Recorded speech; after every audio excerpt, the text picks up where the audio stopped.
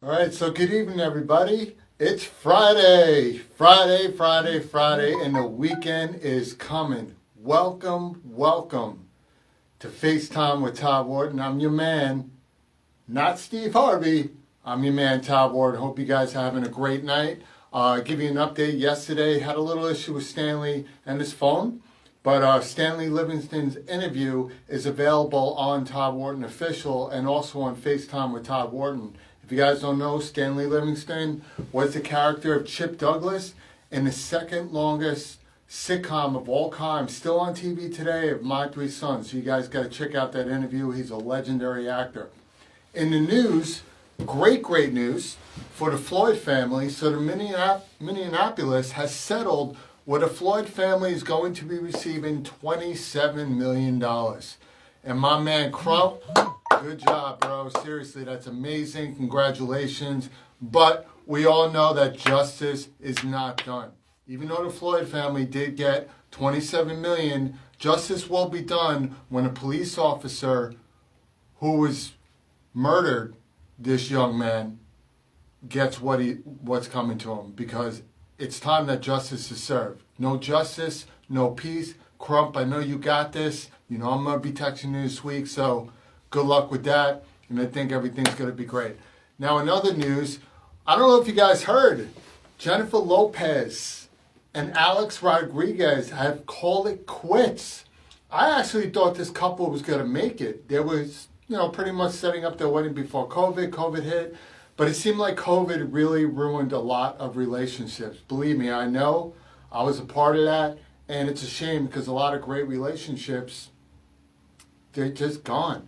And it's because, no great relationship. You're not supposed to see each other 24 hours a day. So hopefully they could work it out. I thought they were an amazing couple. But one thing that I do know, when it comes to A-Rod, Jennifer Lopez, myself, and my guest that's coming on in a little bit, we're all about that New York shit. And we always grind it out. And right now, right behind me, we got that New York shit. Buddy Wike, Mr. Cheeks, guest appearance by the original Spinderella from Salt and Pepper. Check out this dope clip.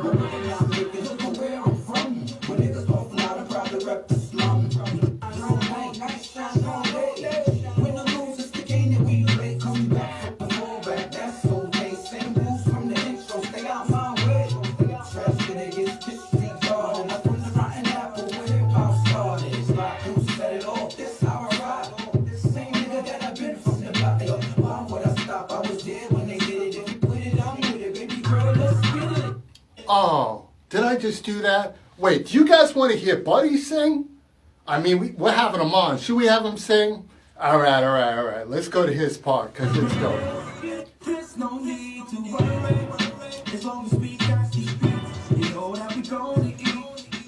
There's no need to worry at all. I'll pop the block all night, and move it through the morning light, because there's no hustling to this joint I drink. I wanna find you every day.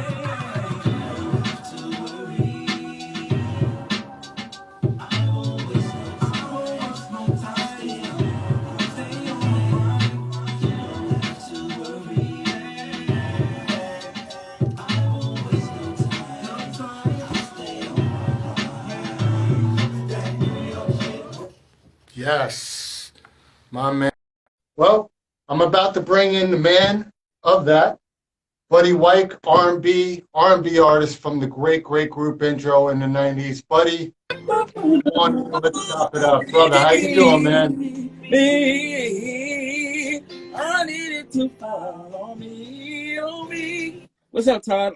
What's up, man? How you doing? Right there. I was rocking out to my Kim Burrell right there. I was hearing that. I'm hearing that. You could keep going, man. You can keep going. That's my. I love that stuff, man. I had to play a little because it's all about that New York shit right now. You know? Oh, okay. All about it. So how's everything going, bro? How you feeling? Back hanging out with Todd Wharton. This is dope, man. I'm just staying alive, man. Just doing what I gotta do, staying safe. You know. I see that. Yeah, man. Thank you for being on the show, bro. I really appreciate it. I'm telling people all day, it's always dope hanging out with you. So yeah. Oh, thank you, bro. Yeah, this thing, I mean, when my publicist was talking to me about relaunching the show, I figured, all right, let's put a new name on it. We do it online, and within 3 weeks, I booked out the entire month. But we're the I only remember you show telling me that. yeah, 5 days a week, all the way through April. Every day I'm booking new guests from around the world, all different industries, and it's guys like you and ladies and everything. This show's just popping, and now I have my own studio, Nice. and it's just going to grow from there. We're already talking about a studio with a live studio audience eventually. Yeah, so a lot of stuff's happening, but today's about you, man. So welcome. Yeah. I did a lot of research, bro. I know a lot about you. First of all, man, congratulations on a lot of your success. I know you're popping all over the place, and you're a producer as well, but I love that song, New York Shit. That was just an amazing song.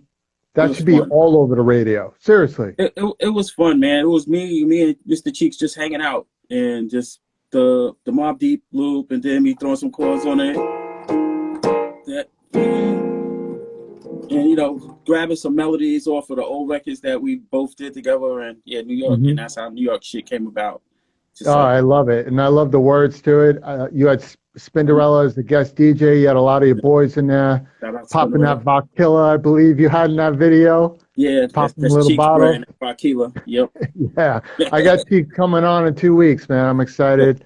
Dope. And next time when we do this, man, months ahead, I'm going to bring you into the studio, and we're going to chop it up that way. But that's the best part about this. We're always going to do it on the Instagram, or at least an internet, really make it a FaceTime. So not only will we have guests in person or not, we want our audience to be engaged. And by the way, thank you to my virtual audience for being here, my boy, Buddy. So, Buddy, man, let's chop it up, man. First of all, you are an original Brooklynite. Original Brooklynite, yep. I was born in Fort Greene. I was born in Cumberland Hospital. Downtown. Oh, yeah. Brooklyn. Yep. Yeah, and growing up there, a lot of artists that are really successful usually came from a musical background. If I'm not mistaken, you're a son of a preacher man. Is that correct? Yeah, I grew up playing hymns in the church.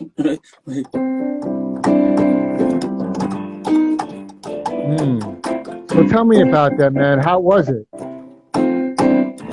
Yeah, that's how I got my start. You know, I love it. Have their own different starts and their stories. You know, I grew up in East New York. Say it again, Todd. Well, in East New York, where the church you grew up, how has really that church affected you musically? Because it affects people differently when it comes to religion, music, course, whatever. How has it grown up with a father who's musically developed and also a preacher man really inspired you to get to partly where you are today? Yeah. Well, my dad used to play the organ, and there was a time when he came a break. They always had an organ player and a piano player. There came a time when they only had an organ player, which was my father, and the piano was open. So I used to just go to the piano and start playing with one finger. And I'll go back the next Sunday, and then I'm playing with two fingers. Then before, as time goes on, now I'm into the chords. And then they hired me. I was probably like 12 years old, and they started paying me to play in the church. And I just stayed the whole time until I was 18, and I went into the Army. And I think by being a musician in the church, I was kind of sheltered from like what was going on in the street. You know, I was still mischievous. You know, I wanted to be the biggest graffiti writer in the world, and you know. Oh yeah. But for the most part, it kind of like sheltered me and kept my ear on music, listening to people singing in the choir all the time, and also every Sunday was a performance. So it gave me the courage to perform live in front of people. Oh, that's beautiful. Now, when you were saying, that's kind of funny. I'm loving the way this is going already, because first of all, thank you for where you are, because these interviews are great when my guests are really engaging, throwing a little here and there, and you're doing, I love that with the piano and all that. Now, when you said you're in the Army, part of being in the Army, you were in the 82nd Airborne, correct? That's right. Yep. I was in the 82nd Airborne Division at Fort Bragg, North Carolina. Yeah. And first of all, thank you for that. Thank you for all your services, bro. Not just, you're not only a great guy, I'm learning more and more about you. And seriously, man, I don't care what anybody is watching now. You can never say thank you enough to our military, ever. I agree. You I just say thank can't. you for a long time. I see people walking. It's a whole different type of lifestyle. Of course. It's a day-to-day type of thing. Like depending on what's going on, people know the history of the 82nd Airborne Division. Then you kind of get it's kind of like the real deal. It's not like just going in and you filling out paperwork and stuff. So Yeah. I'm just glad to be here. I take those experiences and I apply them into my life experiences today, and so yeah, I don't regret a day of it. Well, you shouldn't. But I do have a curious question, though. I mean, you said you were growing up in a church all the way to 18 years old, playing music. Father's a preacher. Where was the point where you decided to go into the Army? Because that's a little switch from where you were going at that time. Well, believe it or not, I thought I was going to be a baseball player. I was a catcher for Abraham Lincoln High School in Brooklyn, and I broke a lot of barriers there. Everybody that's familiar with the Abraham Lincoln baseball program, Lee Mazzilli is from there. He played under Coach Malone, and I was a catcher and a couple of my friends, and we had plans after high school to either go to college or go to minor leagues or go to major leagues. I felt like we were that good to do that, right? So in practice one day, I'm at practice and the Army recruiters came walking out of the back of the high school and they just started yelling at me. I was stretching in the outfield. And they was like, yo, what you doing after high school? I want to say, I'm hoping I'm going to get drafted or I want to be a baseball player or whatever. So I was like, I don't know. So they came over and they started talking to me. Oh, you should take the test for the Army and we'll wait for you after practice and take you to do the practice test. So they waited. I went and I took the practice test, and that just kept leading to one thing. One thing led to another. And I was still a high school and senior, but I had enlisted in the military already. They had a program called Delayed Entry Program. Right. So I was a senior in high school, but I had already kind of like pretty much committed myself to going to the Army. So now fast forward from April to June. Now the baseball season hasn't really kicked off yet. Now between April and June, I'm just straight kicking ass. My bat is hot. My defense is good, and there's people that's actually watching me as far as baseball is concerned. But I already committed myself to the Army. So guess what happens after high school in June? My boy, the Mets call my boy. He turns down the Mets. The Brewers call him, so he goes to the Milwaukee Brewers. My other dude goes to the Seattle Mariners, and I go to the Army.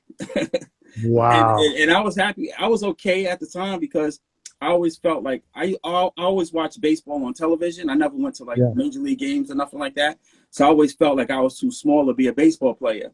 So I was like, okay, I'm just going to go to the Army. And I didn't have no music aspirations at this time to be a professional musician. But then after meeting real baseball players and they're like my size or smaller, I was like, oh shit, I probably could have played baseball if I wanted to. But I have no regrets. I'm glad I took the road that I did. Everything happens for a reason. And yeah, so I mean, everything happens for a reason. And I always wanted to know. I don't know if a lot of people actually ask you that, but I like to ask different things because I want to learn about how you went down these roads. And most of the time, there's that one point where you decide, you know what? And some people that have gone down that road did it because their life was at a standstill and they didn't know where to go, so they figured maybe the Army can direct me on what I want to do. If anything, that just took you to another level where it turned you into a very respectful man. And I see that every day with you. With the kids, dude, and the whole nine. Now, not only were you in the Army, but you ended up, and I read about this, you ended up in Desert Storm. I was in Desert Storm, Desert Shield, Desert whatever. Yep, I was there. I can't even imagine being in Desert Storm. I mean, I kind of went the opposite way because I always let people know I was a little chubby kid. So I was more into the Blizzard dessert instead of Desert Storm that I got from Dairy Queen.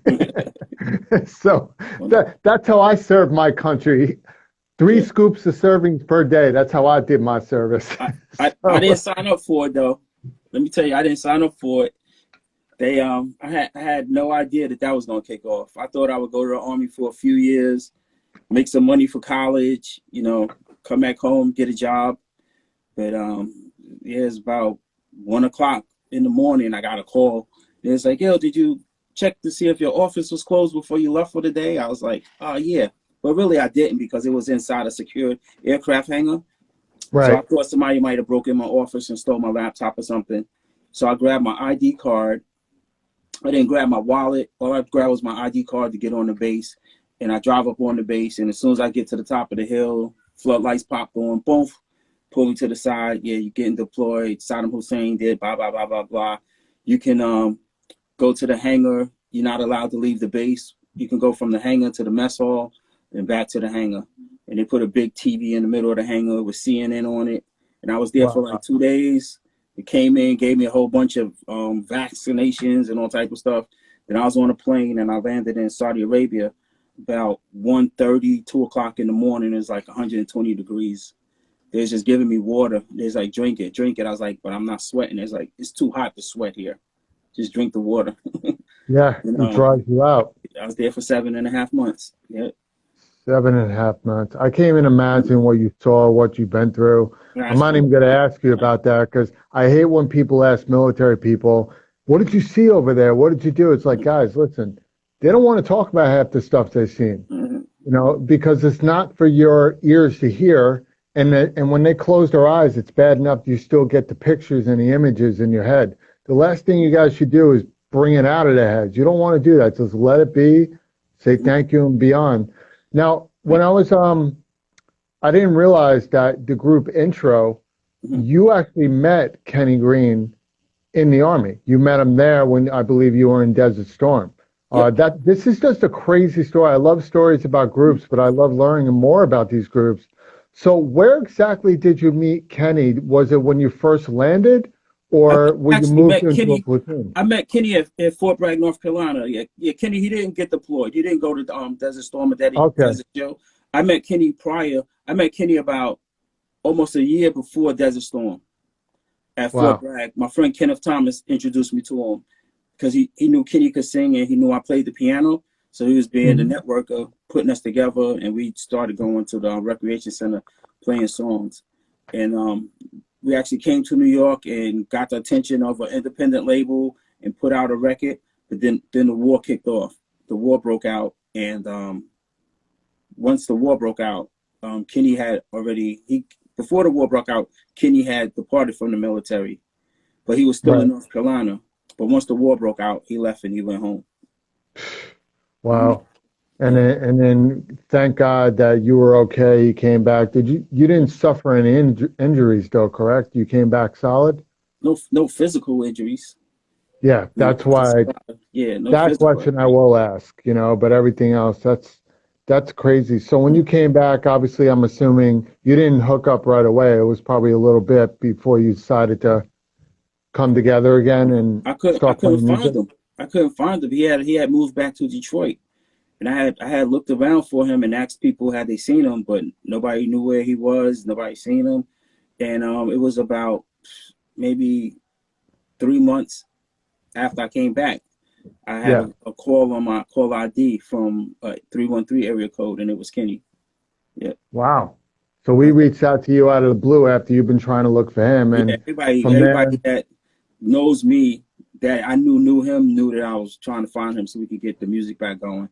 And it literally took less than 48 hours for us to reconnect. I was like, where you at? He said, I'm in Detroit.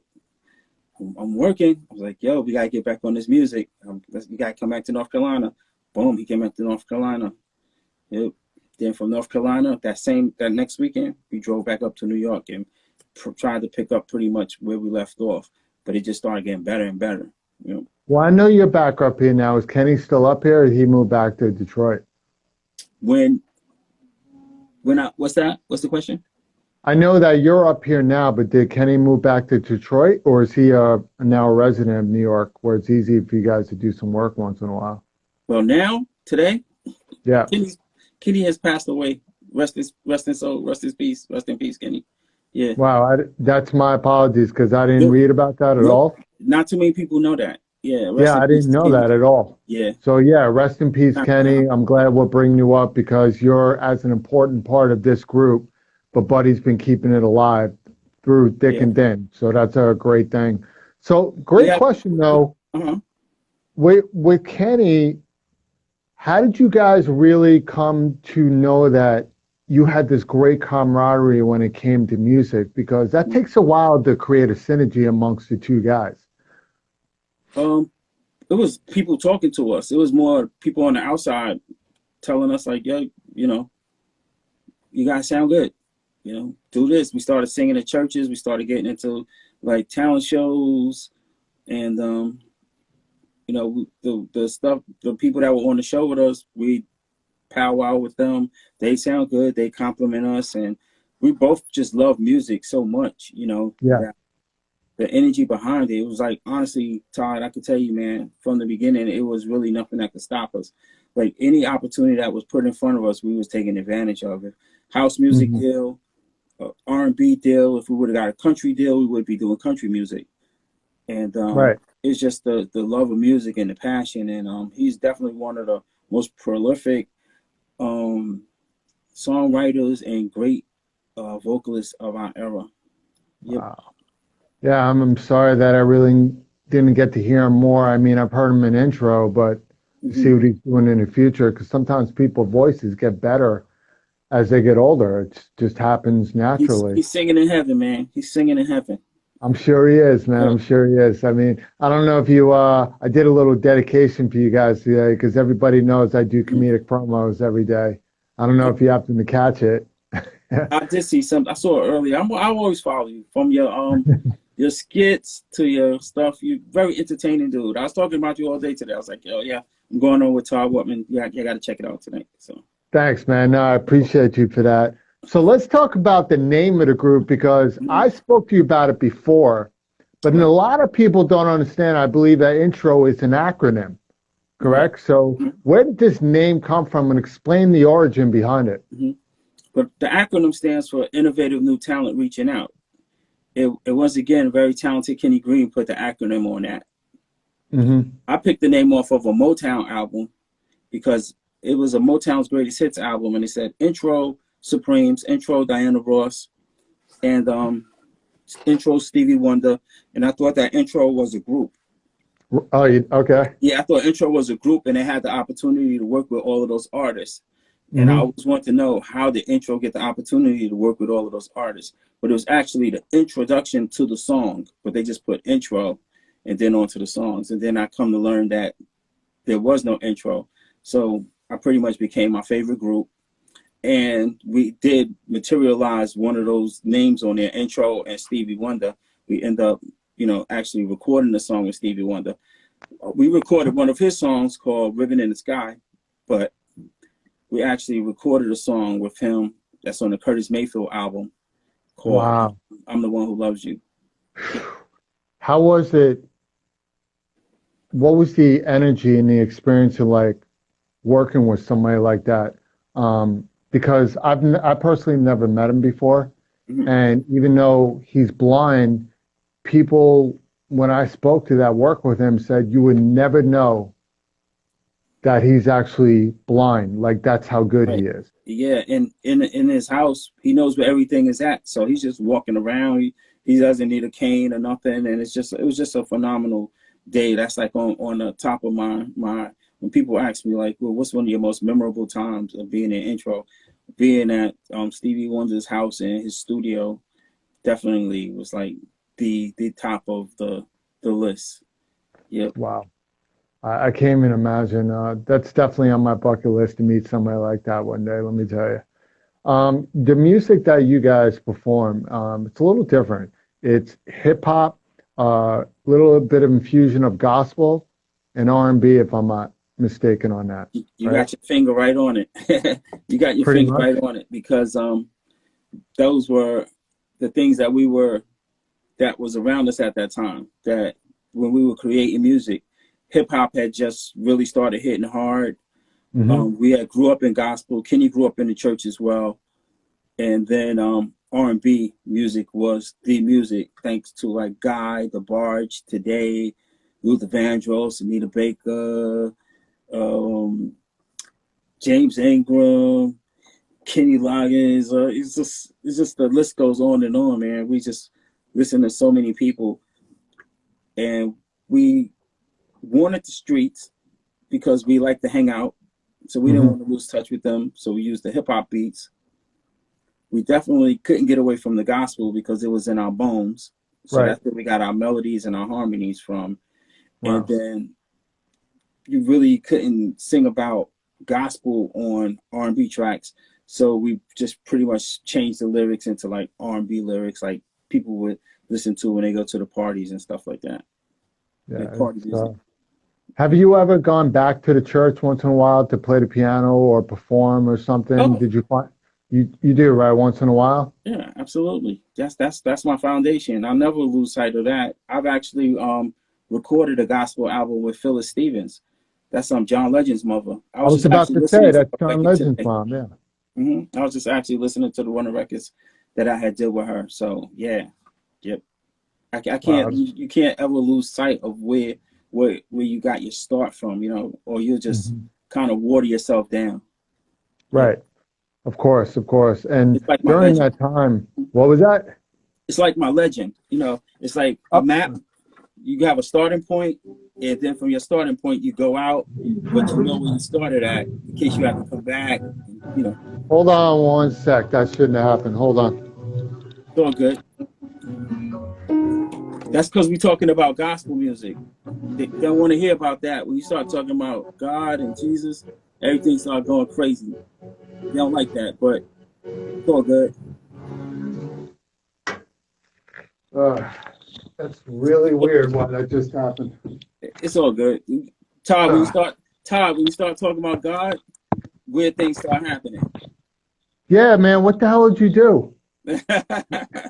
That's crazy. It's all good. Hold on. Stay tight for 2 seconds. I want to get that fixed right now. Hold on 2 seconds, all right? Hold on 1 second. You can pause out. Todd?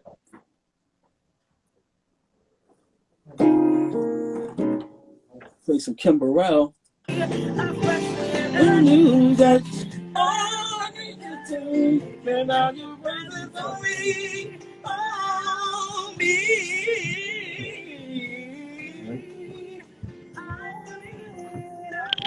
Yeah, I got my there we go. Sorry about that, man. It's all good, bro. Yeah, once in a while, you know, a little tech for some reason, just you live by the tech and die by the tech. But no, we do what we do, right? Once in a while when you have an issue, just happens. The show didn't stop. No, show's never got to stop, not with me, you know? So, speaking of the music, now you did get to work with Mary J. Blige and Christopher Williams, correct? We did. More so Kenny Green than myself. I was in the mix, but I must give him his credit. Those were his projects. And I was pretty much there along because I was in a group with him and they're in the studio. Oh, wow. Okay. So, gotta give credit where it's due, man. Gotta. Well, you always have to. I mean, you guys were a great group back in the 90s, but you continued the legacy throughout now because you're still putting out new music. Like, I said it before, like the New York shit, I love that song. It may not be up to where the kids' beats are today, but that song I can bump to forever. And that's the music that I miss. Thank you. You know what I'm saying? Because the music today, I mean, don't get me wrong. There's a lot of music out there that I do like. You know, I was a Pop Smoke fan and everything like that, and rest in peace, Pop Smoke and others. But it just seems like every song literally sounds the same. Like literally every single song, and there's really not much difference. And the voices sound the same because they're all using that same voice control. So you don't really know if the person has a talented voice or they were just a brand that somebody said, hey, let's put this guy on. We'll just give him a little voice synthesizer and we'll just do a song for him because nobody's playing at albums anymore. It's all about the singles. I miss albums. I miss putting an album in and just rocking out. Well, June, first week of June, there's going to be an album that's coming out and it's by Intro. One music group. It's the soundtrack to our documentary, which is due out on June 4th. I don't know if we was gonna get to that or not. I had to throw that in there. Oh, really? Yeah. You could bring it out. Yo, this whole show's Yeah. about that. Bring it. Yeah. Pop it in. Talk about it. Well, that's a new album. There will be a new R&B album coming out this summer that I think people will dig.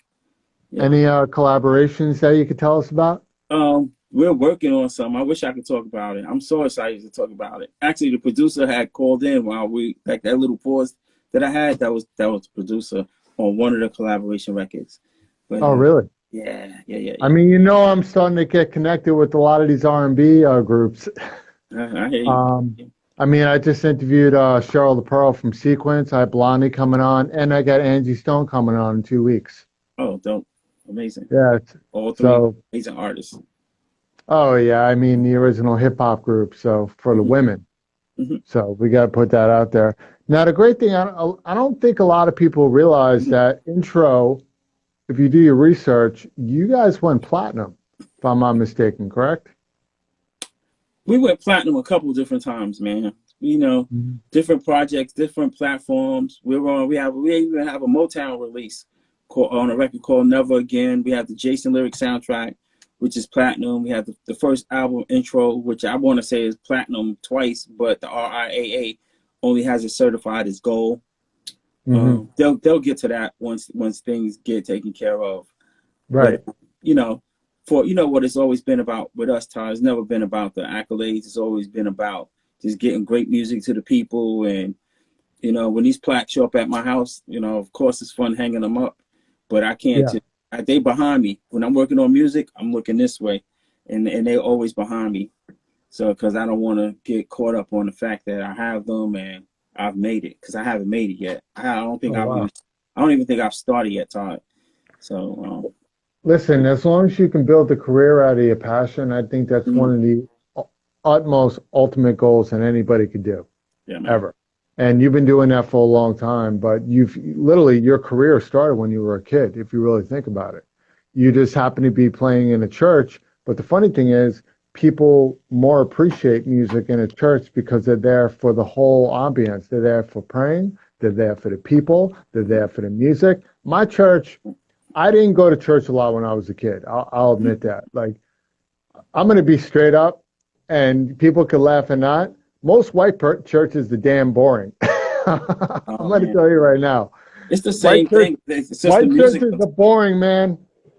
I don't know what it is, but I like going to, different churches. I love going to church in Brooklyn and the Bronx because it's a party up in there. It's like you're celebrating life. You're celebrating God. Play it.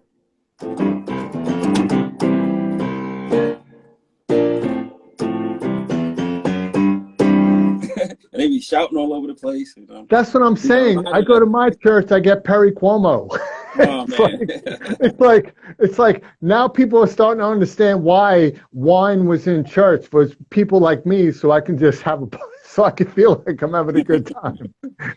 Oh, that's so good. But let me ask you something, man. You have anything that you would like to perform right now? Something a little solo, a cappella? I know you're always working, and I always reshare the show. I put it on YouTube. I put it on everything. So this show gets a lot of views after a couple of weeks. Oh, what was that? If I was to perform right now, I would tear my lip up. Because at my old age, I decided to straighten out my bottom teeth. So I just had braces put on this week. So I'm not doing any singing right now. Yeah, because it'll just cut up my lip until my lip hardens up and gets used to them. Yeah, but I never have a problem singing for y'all. You can do that. You want to play the piano? Play something. Bring it.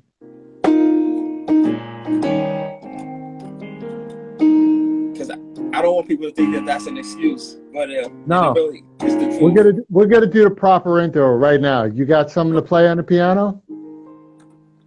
Let me see. You got something dope? Because I know you do. You with me on the beach, you be all alone. No BlackBerry, no iPhone, no paparazzi, no friends around. The sun is going down, it's getting hot. Sit back at the spot, it's time to rock and roll until the sun returns. I love what you're doing to me.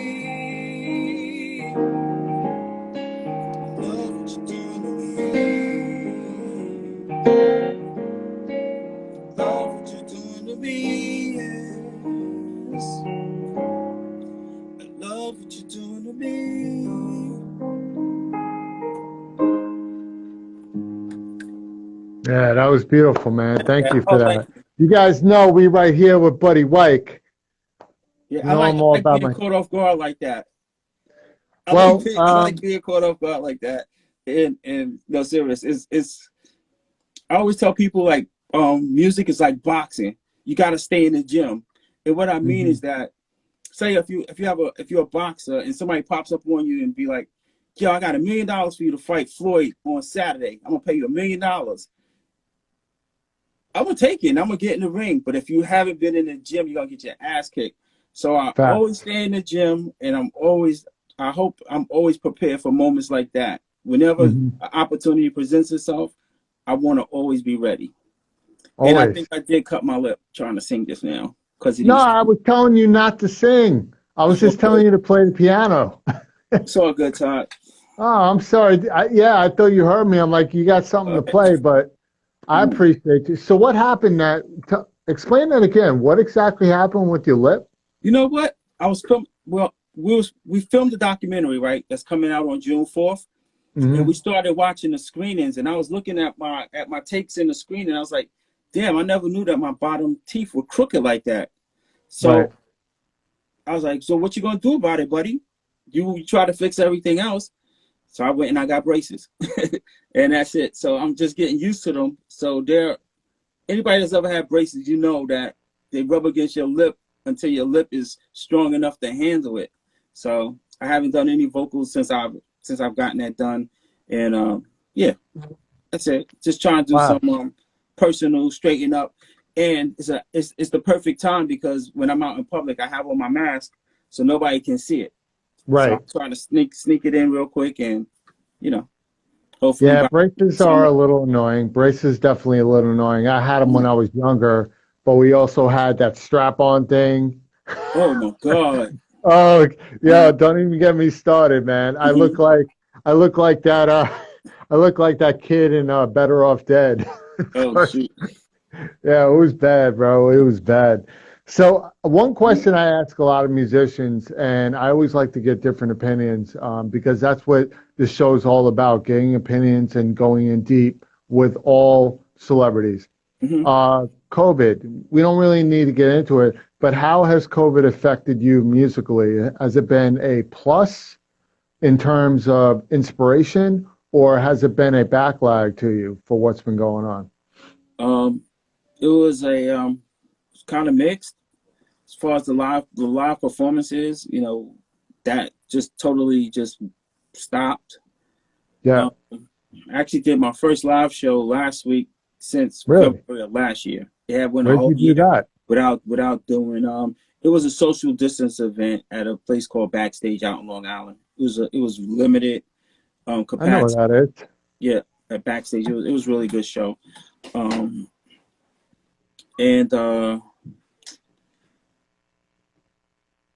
as far as the production side, it's been on and popping. Like as far as getting a documentary done, COVID had me stuck right here where I'm at right now, getting a lot of the music production and stuff done for the soundtrack. Shout out to Jason Evans at Endoflix Films for doing an outstanding job putting this thing together. It's a full feature film. And COVID allowed us to get that done. COVID has broken my heart. I've lost a lot of good people. Yeah, me too. To it and to today, I still take it easy as things are lifting and the dim is being lifted on certain events and stuff like that. I'm still telling everybody, no, I'm sorry, I can't come. I just want to protect myself and my family.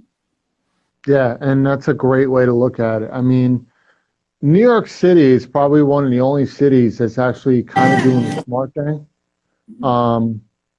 I mean, I don't know what it is. I was talking about it yesterday. I'm trying to figure out why the states are just uplifting all the mandates. Like, hey, we're back. And it's like, what are you guys doing? Like only, I think it's now 20%, but even now it's like only 20% of people only received their first shot. So why are these states canceling all the mandates? And it's like, even in Texas, I was talking about, the governor's like, well, we're Texans, we're smart people. Even though I uploaded, they'll probably still wear the mask. And everybody's like, are you like a moron? It's like, no, you got to understand, people go with rules, whether it's right or wrong. When they know they have the option of not wearing a mask, eventually you're going to start not wearing them. Right. And watch, we're going to go backwards. I mean, I'm happy right now that, Biden has passed a bill, and it was signed yesterday, I believe. And starting this weekend, a lot of people are going to be getting checks, and unemployment got extended till September. But I mean, at the same time, I feel horrible for Biden because I'm not a Republican or a Democrat. I want the best person to do the job. But he literally had to come in, and his next 4 years is pretty much like a vacuum. He's got to clean up all the crap that has been left by the past administration. Right. And what I'm scared about is that I hope people can really realize within these 4 years all the problems that's going on, and if we don't come together as people, it's going to be worse, because in 4 years, we all know who's probably going to be running again if he's alive. I just want people to do what they have to do, stay safe, and if you want to take the vaccine, take the vaccine. If you don't want to take the vaccine, don't take the vaccine. I don't think it should be a open conversation. That's like asking people, do you wear a condom or not? Right. And everybody, 5 out of 10 of my phone calls, are you taking the vaccination? Are you doing that? I don't want nobody asking me that. I'm not going to tell you if I'm taking it or if I'm not. Exactly. My decision is up to you. Of course, So, yeah, it's up to you. Yeah. And I agree with that. I just tell people this. We all know what's going on. If you want to do the right thing, do the right thing. If you feel you have an opinion, that's up to you, but be aware there are possible consequences to it. And that's all I tell people, because you don't want to get into serious conversations. I try not to talk about two things with people: politics and religion. Well, we talk about a lot of religion today. Yeah, but that's different. We're talking about religion in a positive aspect. I didn't look at you and be like, hey, man, this versus why don't you become this? Why don't you become that? Your God is not my God. Blah, blah, blah, blah, blah. You've always been like a politician. I can see you running for office one day and winning something in New York City here. You have a good way of bringing people together. I see you out in Times Square doing your thing, and I see you with Al Sharpton up there in Harlem, and I can see you running for office in New York. This is your platform right here, but I can see you going on to doing some other good things. Yeah, it's funny you're saying that, because a lot of people have been seeing me with Crump, which I'm so honored that I can call him my friend. I text him once in a while, see how the case is going. Sometimes he'll text me back, other times he doesn't, because I know he's in deliberation, but I just want to send him my love, and hopefully everything's going well. Yeah, he had a nice day today. Yeah, well, that's why I was announcing during the day that the Floyd family just received a settlement of $27 million from Minneapolis. And my theory behind that is that's awesome, and I'm so happy for them. But no amount of money is going to bring back their son. And we all know that. I think justice will be done if justice gets done. And with having a guy like Ben Crump on the case, I think it will get done. And the only reason I say think and not, it definitely will, because we've all seen some past circumstances where somebody who was obviously a cause of a certain crime got off. So unfortunately, there is not a lot of great things that are happening in the system. I still appreciate the system, because I believe you've been in the system for a police officer, right, for a long time. And I love police officers. I do. I love them to death. Like, my boy, Cut Lieutenant. That's my dude. And I love police officers to death. And I keep telling people, guys, when you see bad things happening. Retired from the fire department. So shout out to the fire department. Yeah, my well, yeah, of course. The fire department. Shout out to all the first responders, the nurses, doctors, of course. Everybody that's been going through this whole pandemic thing. Everybody. And what I've always said, buddy, is that when you guys see this stuff on the news shows more negative than positive, because that's what draws people to the channel, unfortunately, right?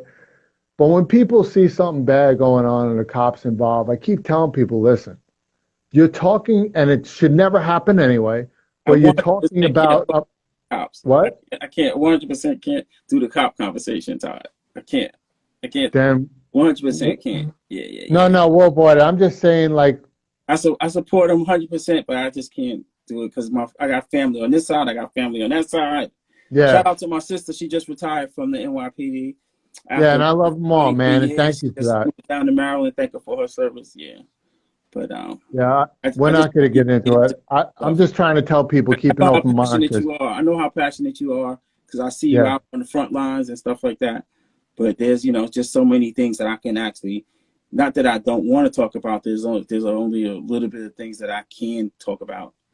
And I want to talk about the documentary, June 4th, intro, music, life, and lyrics. So who else is in the documentary, if you don't mind me asking? Oh man, it's on fire. We got Kango from UTFO, we got Mr. Cheeks, we got Donnell Jones, we got Big Daddy Kane, we got Coco from SWV. What? We have people from Atlantic Records on there. We've got Kenny family. They went down to Maryland and interviewed my father. It's really a good deal. I watched the documentary and I cried like 3 times when I watched the first cut. Later on tonight, I'm going to get the link to the final cut. Okay. And I'm sure I'll cry again. But on March 19th and 20th, let's say on the 20th, Todd, if we can invite your audience to come in to watch it, sure. I'll share the link with you. Sure. On the 20th, and they can get it from your platform. Yeah, we can do that. Thank you, man. Appreciate it. I can promote it all over. Dude, of course, I can promote it all over the place. Are you having a premiere party type of thing? Where it's going to be really quiet. I may be at my sister's house, but everything's going to be virtual. There's going to be no red carpets because we're going to do the virtual release here. Hopefully, May 29th, we may be downtown Brooklyn with a live event on May 29th, Saturday, May 29th. But as for right now, I don't want to take the chance of bringing people into a venue and having people at the door taking a temperature, and God forbid in the middle of the documentary, one person coughs and everybody's worried now. So I'm just gonna keep it safe, and I'll wait until say like the middle of April, and we'll probably do God willing, we'll do a live event for May 29th downtown Brooklyn with the red carpet, press, and then the limos popping up and all of that stuff, the after party. I'm optimistic. I have a good idea for you on that because I'm a techie. If you want, you might want to consider just getting a StreamYard account and have a good camera, point at the TV, nice shot, like a TV like this, right? Have it point and mute and let everybody come in, invite everybody to watch it. So now most of the screen is the movie, but you can have people making comments in the chat. So now it's like an integrated thing. So when you're talking about inviting people through the internet while you're watching it, that may be a good way to go because through StreamYard, you can have unlimited people come in, mute them all, but have the main screen focus on the movie. Yeah, there's a big meeting tomorrow night, and we're actually doing a filming for the documentary with PJ Butter. That's tomorrow night, I think at like 6 or 7 p.m. So it's not gonna be on the live or nothing. But the freaking director is freaking phenomenal. He's a genius. So he has something like that set up for after the screening, though, not during the screening, but after the screening, where people can do their comments. But I like your idea where if they can include through maybe OBS or another platform that while the documentary is playing, people can actually give their comments as well. And I'll pass that on. I mean, engagement right now is awesome. Like, the reason why I put my show on at 7, it's a good time to do it, but it's also people starting to go back to work. But I don't want to conflict with Fallon and all those guys because I'm up there yet. But when I do it like this, and 10 minutes after we're done, this whole interview will be available on IG that you could share as much as you want. But it also gives people to interact, make comments. That's one of the great things about live, which is really cool. And I love that you're doing that documentary. And I can imagine how much you're crying because it probably brought back a lot of memories, good and bad. you know, which I can't imagine what you can be going through for watching yourself like that. I mean, these guys right here, you know, by the way, who's this Tracy McGrady looking dude right here? Who is that? One of the members of the band. One of the members of the band. Yeah. Every time I see him, and he's even got that little lazy eye too. I'm like, don't tell me Tracy McGrady was in the intro. I'm like, what? I got you standing right behind me. Yeah. But look, you guys gonna get me all dark in here now, which is crazy. But all right, so we get the documentary coming up. When do you think? I mean, a lot of artists are talking about it right now. Are people constantly asking you, because in July, Biden's already said that New York City should be doing a lot more events outdoors, and most indoor places won't be happening, I don't think, until at least February, March of next year. But I'm sure we're going to have a lot of outdoor events. I mean, me personally, I need it because Ellsworth Global is supposed to be popping off in the fall, and that's in Times Square.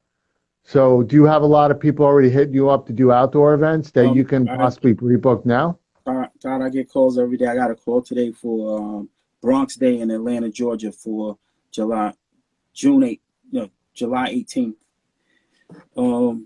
Yesterday, another call. You know, everybody's anticipating when it's going to happen. And unfortunately, my answer has been right now, no, until I know. You know, it's no until I really know what's going on and stuff. But, you know, over time, as you know, you see things lightening up as they start to lift the dimmer and people start coming out and stuff. You know, hopefully I've made an impression during the COVID, like through your platform, which I want to thank you for bringing me on. No, of course, thank you. The dimmer is lifted. People will know that intro's still around. They know that we still in the studio banging hard, and we still want to come out and perform. And you know, we'll be there. Yeah, and you're a great performer, and you're easy to get along with. I think one of the reasons why you get looked at and booked all the time is because of who you are as a man. Like, you have family that look up to you. I met some of them, performances as well. It's obviously in the genes. And you're easy to get a hold of. Not in a hold of where I can just call you and be like, oh, you pick up. But when somebody speaks to you, it's not obnoxious, right? It's not egotistical. You're a human. And when you can't do a show, I can see you just politely being like, hey, thank you for the opportunity. Unfortunately, I'm going to have to pass. Because there are a lot of people out there that don't even do that. Most people don't even reply. And that's just a bad, bad business move, because the attitude is a lot of the things that you get may not be for you. But as long as you keep replying to each one, that's the best you can do. When you don't reply to people, you never know who that one person that you constantly ignoring could be the next. Yeah, I actually got a call earlier today, and I was like, yo, they said there may be a scheduling conflict today for 7 p.m. I was like, what do you mean? Well, you have this on your calendar, you have that. It's like, no, there's no scheduling conflict. Let's go. You know, we're going to take care of it, you know, because I personally, you know how we do. I'm never gonna cancel nothing that we get going, so it's all good. But, oh yeah, I got that. Yeah.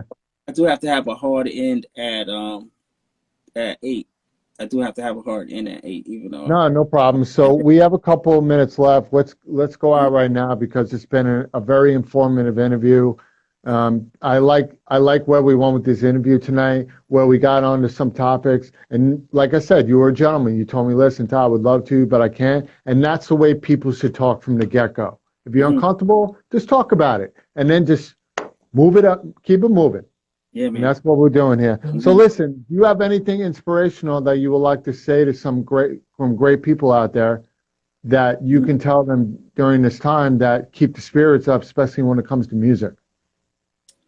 Hey, the most important thing is to not be paranoid, but stay safe. You know, don't do nothing extra. You know, I try to live my life as normal as I can. When I don't have to wear the mask, I don't wear the mask. I see people driving in the car by themselves with masks on and stuff like that. I think that's a little over the top.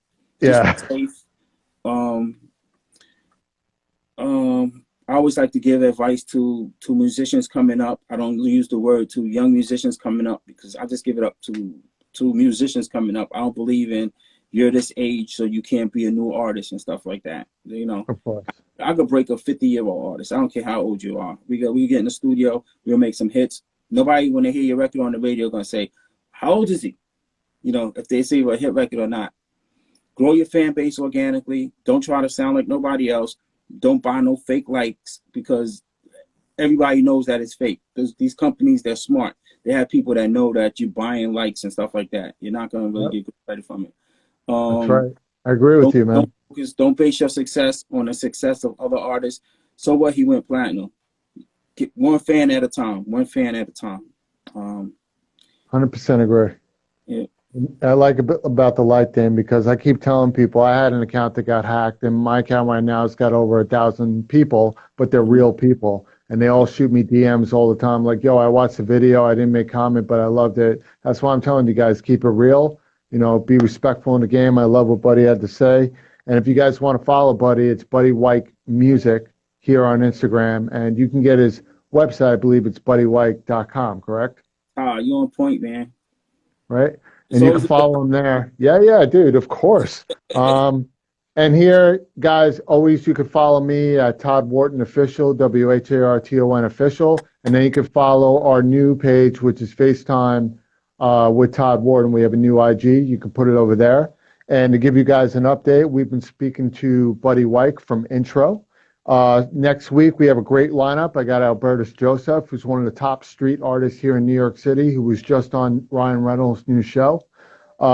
We got Michael Winslow from Police Academy, Spaceballs, the whole nine. He's going to be on Tuesday. I got Willie Taylor from Day 26. P. Diddy's band is going to be on Wednesday. We have Rima Webb, Broadway star, is going to be on Thursday. And then we're going to round it off with my girl, DJ Redbottom, international female DJ, who's going to be here on Friday. We have a great lineup next week. As always, we always have a great lineup. And, Buddy, again, thank you for being on. I appreciate you, brother. You know I got love for you as family. Same here, brother. Of course. And, guys, like I always say, please wear your mask. Practice social distancing. If not for you, do it for the people that you love, because we're all in this together. And if you're not living a passionate life, then whose life are you living? Guys, have a great night. I'll see you on Monday. Have a great weekend. Peace.